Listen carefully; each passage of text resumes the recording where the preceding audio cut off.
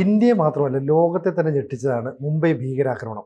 അന്ന് ഇതിന് പിന്നിൽ RSS ആണെന്ന് കോൺഗ്രസ് ഒരു ആരോപണം ഉന്നയിച്ചിരുന്നു. ഓർക്കുന്നുണ്ടോ? ഓർക്കുന്നുണ്ട്. അതിപ്പോൾ കോൺഗ്രസ്സുകാർക്ക് ഇനി അത് പറയാൻ ധൈര്യം ഉണ്ടാവുമെന്ന് കരുതുന്നുണ്ട്. ഇല്ല, കാരണം അതപ്പോൾ തന്നെ പൊളിഞ്ഞു എന്ന് മാത്രമല്ല, ഇപ്പോൾ നോക്കൂ, അതിൻ്റെ ഏറ്റവും വലിയ തെളിവാണിപ്പോൾ റാണ അമേരിക്കൻ കോടതി ഇന്ത്യക്ക് വിട്ടുകൊടുക്കാൻ പറഞ്ഞിരിക്കുന്നത്. ഇതിൻ്റെ സൂത്രധാരൻ റാണ മുസ്ലിം ആണല്ലോ, അതെ, പാകിസ്ഥാനി ആണല്ലോ, അതെ, കാനഡ പൗരത്വം നേടിയ ആളാണല്ലോ. അമേരിക്ക തന്നെ വിവിധ കേസുകളിൽ ഇയാൾ ലോകത്തെമ്പാടും ഡച്ച് ഗവൺമെൻറ്റിനെതിരെ പോലും തീവ്രവാദ പ്രവർത്തനം നടത്തി എന്നതിൻ്റെ തെളിവുകൾ ഉൾപ്പെടെ കിട്ടിയതുകൊണ്ടാണ് റാണയെ അവിടെ ജയിലിലിട്ടിരുന്നത്. 14 വർഷം തടവിന് ശിക്ഷിച്ചതാണ്. കോവിഡ് കാലത്ത് 7 വർഷമായിട്ട് ഇളവ് ചെയ്ത് വിട്ടയച്ചതാണ്. എന്നിട്ട് പിന്നെ ഇന്ത്യ ആവശ്യപ്പെട്ടപ്പോൾ വിട്ടുകിട്ടിയതാണ്. അപ്പോൾ ഇതിനകത്ത് കോൺഗ്രസിൻ്റെ ഒരു ചതി വളരെ വലുതാണ്.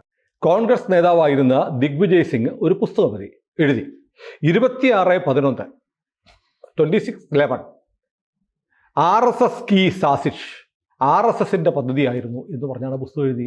നോക്കണം, നമ്മുടെ നാട്ടിൽ പാകിസ്ഥാനിൽ നിന്ന് പരിശീലനം കിട്ടിയ ഭീകരന്മാർ ഒരു മത്സ്യബന്ധന ബോട്ട് പിടിച്ചെടുത്ത് അതിലെ ജീവനക്കാരെ കൊന്ന് ഇന്ത്യയിൽ കയറി മുംബൈയിൽ ഭീകരാക്രമണം നടത്തി 166 വരെ കൊന്നപ്പോൾ അതിൻ്റെ പിന്നിൽ പാകിസ്ഥാൻ ഇസ്ലാമിക ശക്തികളാണെന്ന് തെളിവുകളുണ്ടായിട്ടും കോൺഗ്രസ് ഉടനെ ഒരു പുസ്തകം എഴുതി. കോൺഗ്രസിൻ്റെ നേതാവ് പുസ്തകം എഴുതിയിരിക്കുന്നു ഇത് RSSൻ്റെ പദ്ധതിയാണെന്ന്. ഒരുപക്ഷെ അതങ്ങനെ സ്ഥാപിക്കപ്പെട്ടേനെ. എങ്ങനെയെന്നറിയാമോ? അതായത് അന്ന് പിടിക്കപ്പെട്ട അജ്മൽ കസബ് എന്ന് പറയുന്ന ഒരാളെ ജീവനോടെ കിട്ടിയില്ലെങ്കിൽ 10 പേരായിരുന്നു ആക്രമണം നടത്തിയത്. അതിൽ അജ്മൽ കസബിനെ ജീവനോടെ പിടിക്കാൻ കഴിഞ്ഞില്ലെങ്കിൽ അജ്മൽ കസബിൻ്റെയും പേരറിയില്ലായിരുന്നു. അവൻ്റെ കയ്യിലും ഒരു രാഖി ഉണ്ടായിരുന്നു, കുറി തൊട്ടിട്ടുണ്ടായിരുന്നു. അപ്പം കുറി തൊട്ട് രാഖി കെട്ടി ചരട് കെട്ടി വന്ന ആളുകൾ മുംബൈയിൽ ഭീകരാക്രമണം നടത്തി 166 പേരെ കൊന്നു എന്ന് കോൺഗ്രസ് പ്രചരിപ്പിക്കാൻ പോകുന്ന RSS ആണ് ഈ കൂട്ടക്കൊല നടത്തിയത് എന്ന് പ്രചരിപ്പിക്കാൻ കോൺഗ്രസിന് പദ്ധതി ഉണ്ടായത്. രാജ്യം നശിച്ചാലും രാജ്യത്തെ ജനങ്ങൾ കൊല്ലപ്പെട്ടാലും RSSൻ്റെ തലയിലിടുക എന്നുള്ള ആ പദ്ധതി പൊളിച്ചത് മുംബൈ പോലീസിലെ ഒരു ASI ആണ്. അയാളുടെ പേര് തുക്കാറാം ഓംബ്ലെ കാമ ആശുപത്രിയുടെ മുന്നിൽ വെച്ച് അജ്മൽ കസബിനെ ജീവനോട് പിടിച്ചു. അജ്മൽ കസബ് എന്ന് പറയുന്ന കയ്യിൽ ചരട് കെട്ടിയ നെറ്റിയിൽ കുങ്കുമക്കുറി തൊട്ട ഇയാളെ ജീവനോടെ കിട്ടിയില്ലായിരുന്നെങ്കിൽ അത് RSSൻ്റെ തലയിലേക്ക് കോൺഗ്രസ് ഇടുമായിരുന്നു. രാഹുൽ ഗാന്ധിയൊക്കെ ഇപ്പോഴും പറഞ്ഞു നടക്കുമായിരുന്നു. കേരളത്തിലെ മാധ്യമം, അടുപ്പ് കൂട്ടി ചർച്ച, എല്ലാവരും RSS നടത്തിയ മുംബൈയിലെ ഭീകരാക്രമണം എന്ന് പറഞ്ഞ് ഒരുപക്ഷെ RSSനെ നിരോധിക്കാൻ പോലും കാരണമാകുമായിരുന്നു. അപ്പോൾ രാജ്യം ശിരസ് ഉയർത്തിപ്പിടിച്ച് അഭിമാനത്തോടെ സല്യൂട്ട് ചെയ്യേണ്ട ഒരാളാണ് തുക്കാറാം ഓംബ്ലെക്ക് പിന്നെ കീർത്തി ചക്ര കൊടുത്ത് രാജ്യം ആദരിച്ചിട്ടുണ്ട്. അദ്ദേഹത്തിൻ്റെ പേരിൽ ഒരു പ്രതിമ പോലും മുംബൈയിൽ പോലീസ് ഉണ്ടാക്കിയിട്ടുണ്ട്. അത്ര ധീരനാണ്. കാരണം ഇയാൾ കസബിനെ പിടികൂടി അങ്ങനെ ജീവനോട് കെട്ടി കസബിനെ കസ്റ്റഡിയിൽ കൊണ്ടുവന്ന് അന്വേഷണ ഏജൻസികൾ ചോദ്യം ചെയ്തപ്പോൾ തൻ്റെ വീട് പാകിസ്ഥാനിലാണെന്ന് പറഞ്ഞു, തൻ്റെ ബന്ധുക്കളുടെ പേര് പറഞ്ഞു, തനിക്ക് പരിശീലനം നൽകിയ പാകിസ്ഥാൻ പട്ടാളമാണെന്ന് പറഞ്ഞു. ഞങ്ങളെ ഇതെല്ലാം ചെയ്യിപ്പിക്കാൻ ഇതിൻ്റെ ബുദ്ധി കേന്ദ്രമായി പ്രവർത്തിച്ചത് ഡേവിഡ് ഹെഡ്ലിയും റാണയുമാണെന്ന് പറഞ്ഞു. അങ്ങനെയാണ് ഹെഡ്ലിയും റാണയിലേക്കും നമ്മൾ കസബിനെ കിട്ടിയത് കൊണ്ടാണ്. കസബിനെ കൂടി പോലീസ് വെടിവെച്ച് കൊന്നിരുന്നുവെങ്കിൽ ഇത്തരം കാര്യങ്ങൾ പുറം ലോകം അറിയില്ലായിരുന്നു. RSSൻ്റെ തലയിലേക്ക് പുസ്തകം എഴുതി. ഞാൻ ഓർക്കുന്നതെന്നറിയോ, പെട്ടെന്നൊരു ചിത്രം ഞാൻ ഓർക്കുകയാണ്. ശശി തരൂർ എല്ലാം കൂടെ നിന്നുകൊണ്ടൊരു പുസ്തകം പ്രകാശനം ചെയ്തു. ആ പുസ്തകത്തിൻ്റെ പേര് ജിഹാദ് ആൻഡ് അതർ ഫിക്ഷൻസ്. ജിഹാദും മറ്റ് ഭാവനകളും അല്ലെങ്കിൽ മറ്റു കള്ളങ്ങളും. ജിഹാദ് എന്ന് പറയുന്നൊന്നുമില്ല, അത് കള്ളമാണെന്ന് പറയുന്നൊരു പുസ്തകം പ്രകാശനം ചെയ്ത് അതിൻ്റെ കോപ്പിയുമായി ശശി തരൂർ നിൽക്കുന്ന ഒരു ചിത്രം അക്കാലത്ത് പുറത്തു വന്നിരുന്നു. ആ ചിത്രം നമുക്ക് പ്രേക്ഷകരെ കാണിക്കാം. അപ്പോൾ ഇന്ത്യയിൽ ഇവർ നടത്തിയത് എന്താണ്? ജിഹാദല്ലേ. ഈ ജിഹാദിനെ വെള്ളപൂശാൻ മുസ്ലിം തീവ്രവാദികൾ, പാകിസ്ഥാനികൾ ഇന്ത്യയിൽ നടത്തിയ ഓപ്പറേഷനെ വെള്ളപൂശാൻ പോലും ശ്രമിച്ചിട്ട് RSSൻ്റെ തലയിലിടാൻ ശ്രമിച്ചു കോൺഗ്രസ് പാർട്ടി. എത്ര നീചമാണെന്ന് നോക്കണം. യഥാർത്ഥ കുറ്റം അത് നമ്മുടെ ശത്രു രാജ്യം ചെയ്തതാണെന്ന് സമ്മതിക്കാതെ RSSനെ ബ്ലെയിം ചെയ്യുക എന്നതായിരുന്നു ഇവരുടെ ലക്ഷ്യം. അപ്പോൾ ഏതായാലും അതെല്ലാം പൊളിഞ്ഞു. അതിന് രാജ്യം അഭിമാനത്തോടെ ഓർക്കേണ്ട പേരാണ് തുക്കാറാം ഓംബ്ലെ പോലെ തന്നെ അതിൽ ഏറ്റുമുട്ടലിൽ നമ്മുടെ ധീരന്മാരായ പോലീസ് ഓഫീസർമാർ മരിച്ചിരുന്നു. അതിലൊന്നാണ് ഹേമന്ത് കർക്കരയുടെ കഥ കൂടെ പറയണം. തുക്കാറാം ഓംബ്ലെയെ കുറിച്ച് പറയുമ്പോൾ, Hemant Karkare Mumbai police assistant commissioner ആയിരുന്നു. അദ്ദേഹം വീട്ടിലിരുന്ന് ദാദറിലെ വീട്ടിലിരുന്ന് ഭക്ഷണം കഴിക്കുമ്പോഴാണ് പെട്ടെന്ന് ഛത്രപതി ശിവാജി ടെർമിനൽസ് റെയിൽവേ സ്റ്റേഷനിൽ എന്തോ ഭീകരർ വെടിവെപ്പ് നടത്തുന്നുള്ള ഫോൺ സന്ദേശം വന്നു. ഉടനെ അദ്ദേഹം ടി വി ഓൺ ചെയ്തപ്പോൾ ടി വിക്കകത്ത് ലൈവായിട്ട് കാണിക്കുന്നത് പുള്ളി ഉടൻ തന്നെ ബുള്ളറ്റ് പ്രൂഫ് ജാക്കറ്റ് എടുത്ത് ധരിച്ചു. അതിൻ്റെയൊക്കെ വിഷ്വൽസ് വന്നിട്ടുണ്ട്.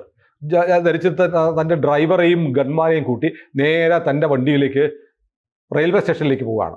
റെയിൽവേ സ്റ്റേഷനിൽ ചെല്ലുമ്പോൾ അവിടെ വിജനം, ആരെയും കാണുന്നില്ല. കുറേ ആളുകൾ മരിച്ചു കിടപ്പുണ്ട്. ഒറ്റ മനുഷ്യനിൽ അത് ഒരു ഡെസേർട്ടഡ് ഏരിയ ആയിട്ട് വിജനമായ സ്ഥലമായി ഛത്രപതി ശിവാജി ടെർമിനൽസ് മാറി. നോക്കണം, ഇന്ത്യയിലെ ഏറ്റവും തിരക്കേറിയ റെയിൽവേ സ്റ്റേഷനാണ്. അവിടെ നിൽക്കുമ്പോൾ അദ്ദേഹത്തിന് വിവരം കിട്ടി ഭീകരരിപ്പോൾ കാമ ആശുപത്രി അത് സ്പെഷ്യൽ ബ്രാഞ്ചിൻ്റെ ക്രൈം ബ്രാഞ്ചിൻ്റെ ഹെഡ് ക്വാർട്ടേഴ്സിനടുത്താണ് ഈ കാമ ഹോസ്പിറ്റലിൽ അങ്ങോട്ട് മൂവ് ചെയ്തിട്ടുണ്ട്. അതേ ഉടനെ അപ്പോൾ തന്നെ അശോക് കാംതെ എന്ന് പറയുന്ന അഡീഷണൽ കമ്മീഷണറെ വിളിച്ചു. അവിടുത്തെ ഇൻസ്പെക്ടർ ആയിരിക്കുന്ന സലാഷ്കർ ഇവരെ രണ്ടുപേരെ ഫോണിൽ വിളിച്ചു. അവരവിടെ ഉണ്ടെന്ന് പറഞ്ഞു.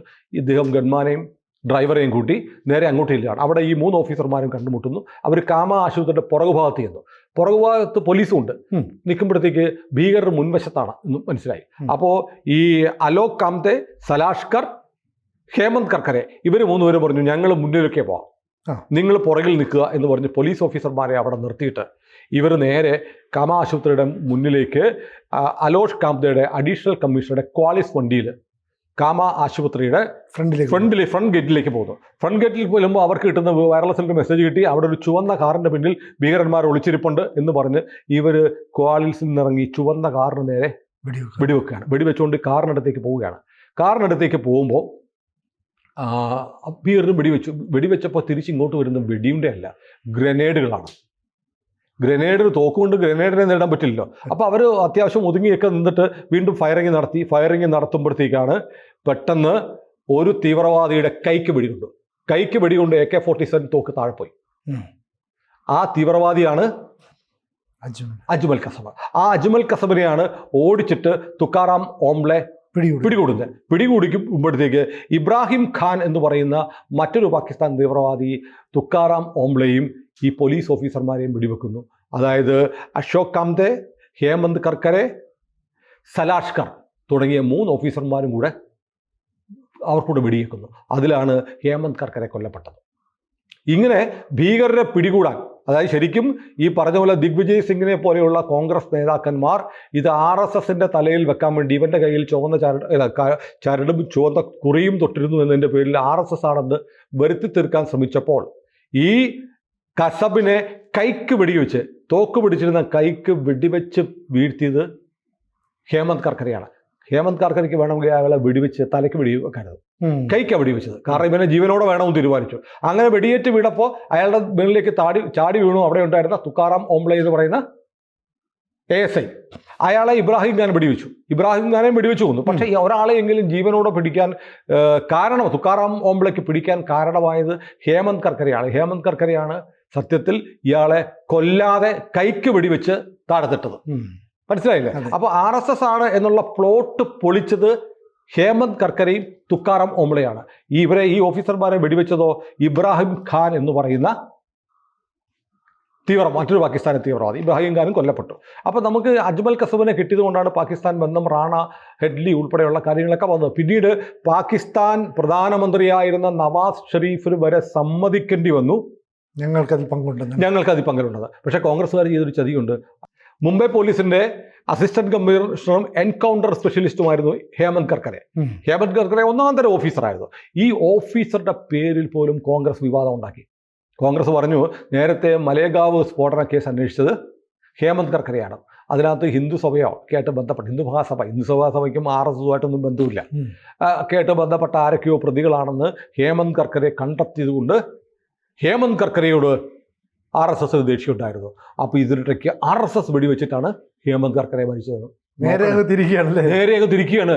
അങ്ങനെ നമ്മുടെ ധീരനായ ഒരു ഓഫീസർ ഈ പ്രതിയെ, കുറ്റവാളിയെ, ഭീകരനോട് ജീവനോടെ പിടിക്കാൻ കാരണക്കാരനായ ഒരു ഓഫീസറെ ഇബ്രാഹിം ഖാൻ എന്ന് പറയുന്ന പാകിസ്ഥാൻ തീവ്രവാദി വെടിവെച്ച് കൊന്നത് RSSന്റെ നിർദ്ദേശപ്രകാരം RSSകാരോ അല്ലെങ്കിൽ കൂട്ടത്തിലുള്ള പോലീസുകാരോ വെടിവെച്ച് കൊന്നതാണെന്നുള്ള നീചമായ പ്രചാരണം വരെ ആര് നടത്തി? കോൺഗ്രസ് നടത്തി. അപ്പോൾ നോക്കൂ, നമ്മുടെ രാജ്യത്തിന് നേരെയുണ്ടായ ഭീകരവാദ ആക്രമണത്തെ പോലും ഏതെല്ലാം തരത്തിൽ വഴിതെറ്റിക്കാനും മാനിപ്പുലേറ്റ് ചെയ്യാനും ശ്രമിച്ചവരാണ് ഈ പപ്പു ഗാന്ധിയുടെ പാർട്ടിക്കാർ. എന്നിട്ട് ഇത് കേൾക്കുമ്പോൾ ശരിക്കും പറയുമ്പോഴത്തേക്ക് നമുക്ക് വീട്ടുകാർക്ക് വിഷമമുണ്ടാവും. അപ്പോൾ കവിത കൽക്കറെ ഈ നമ്മുടെ ഹേമന്ത് കർക്കറയുടെ ഭാര്യയ്ക്ക് വിഷമമുണ്ടായി. അപ്പോൾ കേന്ദ്ര സർക്കാർ 1 കോടി രൂപ ഇനാം പ്രഖ്യാപിച്ചിരുന്നു, മഹാരാഷ്ട്ര സർക്കാരും പ്രഖ്യാപിച്ചു. പിന്നെ അവരാദ്യം പറഞ്ഞു എനിക്ക് കേന്ദ്ര സർക്കാരിൻ്റെ പൈസയൊന്നും വേണ്ട എന്നവർ പറയുന്നൊരു സാഹചര്യമുണ്ട്. പക്ഷേ പിന്നീട് കവിതാ കർക്കരയ്ക്ക് കാര്യങ്ങളൊക്കെ ബോധ്യമായി. പ്രധാനമന്ത്രി നരേന്ദ്രമോദിയിൽ നിന്ന് 2012 ജൂണിൽ കവിതാ കർക്കറെ നേരിട്ട് അവാർഡ് വാങ്ങുന്ന സ്ഥിതി ഉണ്ടായി. കാരണം അവരെ പോലും രക്തസാക്ഷിയായ ഒരു വീര സൈനികൻ്റെ വീര ജവാന്റെ ഭാര്യയെ പോലും തെറ്റിദ്ധരിപ്പിക്കുന്ന തരത്തിലുള്ള കുൽസിതമായ നീചമായ നിന്ദ്യമായ പ്രചാരണമാണ് കോൺഗ്രസ് നടത്തിയത്. അപ്പോൾ നോക്കൂ, അന്ന് BJP സർക്കാർ അധികാരത്തിൽ അന്ന് വന്നില്ലായിരുന്നെങ്കിൽ ഈ അന്വേഷണം സത്യസന്ധമായി നടക്കുമായിരുന്നോ? ഇല്ല. റാണയെ പോലും പിടികൂടില്ലായിരുന്നു. കാരണം അവർക്ക് യഥാർത്ഥ പ്രതികളെ വേണ്ടായിരുന്നു, പാകിസ്ഥാനെ വേണ്ടായിരുന്നു, പാകിസ്ഥാൻ കണക്ഷൻ പുറത്തു കൊണ്ടുവരായിരുന്നു. ഇതിൻ്റെ പേരിൽ BJPയെയും RSSനെയും പഴിക്കാൻ പറ്റുമെങ്കിൽ നിരോധിക്കാൻ പറ്റുമോ എന്നുള്ള ഗൂഢതന്ത്രമാണ് മുംബൈയിൽ നടന്ന ഭീകരാക്രമണത്തെക്കാളും നീചമായ സങ്കീർണമായ ഗുരുതരമായ ഒരു ഗൂഢാലോചനയാണ് ഈ മുംബൈ ഭീകരാക്രമണത്തെ തുടർന്ന് കോൺഗ്രസ് പാർട്ടി നടത്തിയത്. അതിൻ്റെ കാര്യം കൂടെ നമുക്ക് പറയാതിരിക്കാൻ പറയാം. നമുക്ക് അഭിമാനപൂർവ്വം ആദരപൂർവ്വം തുക്കാറാം ഓംബ്ലെയും ഹേമന്ത് കർക്കരെയും നമുക്ക് സല്യൂട്ട് ചെയ്യണം. കാരണം അവരാണ് നമ്മുടെ രാജ്യത്തെ 166 പേരെ കൊന്ന പാകിസ്ഥാൻ ആക്രമണത്തെ ചെറുത്ത ഒരു പ്രതിയെ എങ്കിലും ജീവനോടെ പിടിക്കാൻ സഹായിച്ചത്. അവരാണ് ഇന്നത്തെ ഭരണകക്ഷിയായിരിക്കുന്ന BJPയുടെയും RSSൻ്റെയും തലയിലേക്ക് പാകിസ്ഥാൻ്റെ ഈ ആക്രമണത്തെ കെട്ടിവെക്കാനുള്ള ശ്രമം പൊളിച്ചത്. ഏതായാലും അഭിമാനമാണ് തുക്കാറാം ഓംബ്ലെയെ ഓർക്കുമ്പോൾ, അഭിമാനമാണ് ഹേമന്ത് കർക്കരയെ ഓർക്കുമ്പോൾ. കൂടുതൽ വാർത്തകളും വിശേഷങ്ങളും നിങ്ങളിലേക്ക് എത്താൻ ABC മലയാളം സബ്സ്ക്രൈബ് ചെയ്യുക, ബെൽബട്ടനും അമർത്തുക.